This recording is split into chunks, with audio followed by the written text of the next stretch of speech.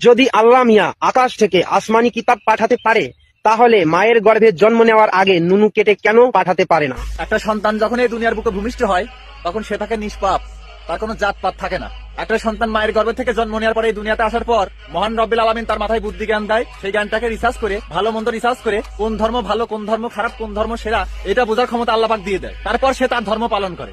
এখন একটা মুসলিম ঘরের সন্তান যদি মনে করে যে হিন্দু ধর্ম সেরা, তাহলে সে স্বেচ্ছায় হিন্দু ধর্ম গ্রহণ করতে পারে, এটা একান্তই তার ব্যাপার। আর এটাতে বাধা দেওয়ার একটি আর কারণ নাই। আর কোন হিন্দু ধর্মের সন্তান যদি মুসলিম হয়ে যায় বা মুসলিম হতে চায়, তাহলে এটাও তার একান্তই পার্সোনাল ব্যাপার, এখানেও বাধা দেওয়ার কিছু নাই। কারণ ভালো আর মন্দ রিসার্চ করার ক্ষমতা আল্লাহ পাক তাকে দিয়ে দেয়। তো এখানে আমরা কি বুঝলাম? কোন সন্তান যদি মায়ের গর্ভ থেকে নুনুর মাথা কেটে নিয়ে আসে, তাহলে সে সরাসরি মুসলিম ধর্ম গ্রহণ করে তারপর আসে। কিন্তু আল্লাহ পাক তো এভাবে পাঠায় নাই। আল্লাহ পাক সৃষ্টি করেছে ঠিকই, তুমি হিন্দু ধর্ম পালন করবা নাকি মুসলিম ধর্ম পালন করবা, এটা একান্তই তোমার ব্যাপার। এই সাবজেক্টটা গেল, এবার আসি তোর সাবজেক্টে। এই বান্দির পোলা, তুই কি বললি?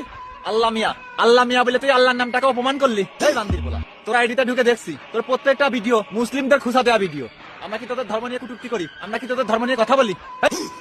শালার কাপালির বাচ্চা, নেক্সট টাইমে কোনো মুসলিম নিয়ে যদি কোনো ভিডিও বানাস, তোর পরিবার